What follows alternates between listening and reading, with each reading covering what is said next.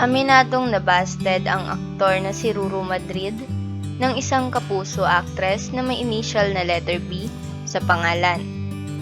November 15 nang nakapanayam si Ruru sa variety show ni Nabubay at Super Tekla. Hindi ko malilimutan nang mabasted ako ni Blank. Pero mga bata pa naman kami nun nung mga panahon na yun, sabi ng aktor.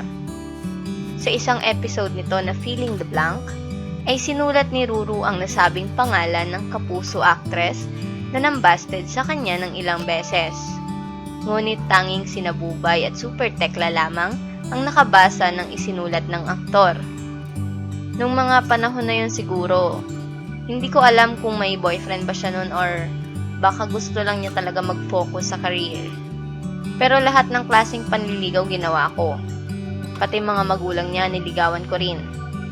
Kwento pa ng kapuso aktor. Tinanong pa ang aktor kung naka-move on na ba siya. Ayon pa kay Ruru, ay naging magkaibigan naman raw sila ng nasabing aktres. Oo naman, kasi nakita ko na, mas okay pala kaming tropa. Kasi every time na may problema ako, siya na pagsasabihan ko. Kapag may problema siya, nasasabi rin niya sa akin. Saad ni Ruru.